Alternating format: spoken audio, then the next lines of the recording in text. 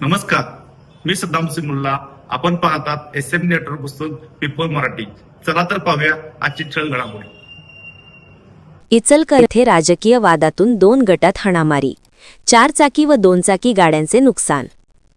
निवडणूक निकालनंतर सोशल मीडियावर ठेवलेला स्टेटस आणि विरोधकांसोबत का फिरतोस या कारणावरून गणेशनगर परिसरातील चांगदेव पाटील चौकात 2 गटात सशस्त्र हाणामारीची घटना रविवारी रात्री घडली.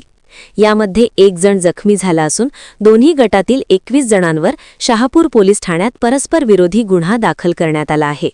तर 2 चारचाकी आणि 1 दुचाकीचे तोडफोड करण्यात आली आहे.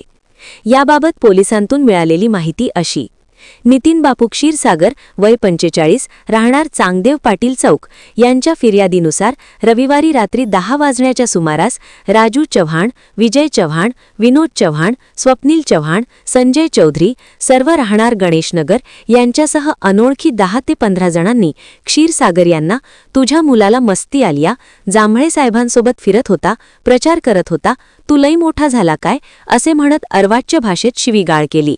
तसेच वाद सोडविण्यासाठी आलेल्या उमेश बिराजदार, सतीश सुतार, संजय कदम, विजय भुरे, राकेश बाटुंगे, उषा क्षीरसागर, संगीता सुतार यांनाही शिवीगाळ केल्याचे म्हटले आहे.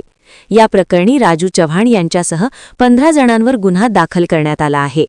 तर विनोद शंकर चव्हाण, वय 45, राहणार डेक्कन चौक गणेशनगर यांच्या फिर्यादीनुसार राजू चव्हाण हे महानगरपालिकेच्या प्रभाग 3 मधून निवडणूक लढविली होती. त्या अनुषंगाने चव्हाण यांचे नातेवाईक महादेव होळसंबे यांनी त्यांच्या मोबाईलवर माजी आमदाराला घाम फोडलाय, अवघ्या 58 मताने हार झाली आमच्या राजाची असा स्टेटस लावला होता. त्या रागातून बऱ्या क्षीरसागर याने होळसंबे यांना फोन करून शिवीगाळ व दमदाटी केली. त्याचा जाब विचारण्यासाठी राजू चव्हाण, महादेव होळसंबे, दत्ता पवार आदी चांगदेव पाटील चौकात आले असता नितीन क्षीरसागर, प्रेम क्षीरसागर, बऱ्या क्षीरसागर, ऋतिक सुतार, सतीश सुतार, राकेश बाटुंगे, सर्व राहणार चांगदेव पाटील चौक यांनी चव्हाण यांच्यासह त्यांच्यासोबतच्या सर्वांना लाथाबुक्क्यांनी मारहाण केली.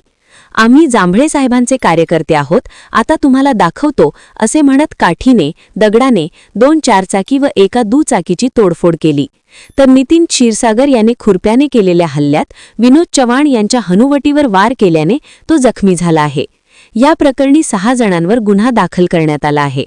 सदर घटनेमुळे परिसरात तणावाचे वातावरण निर्माण झाले होते.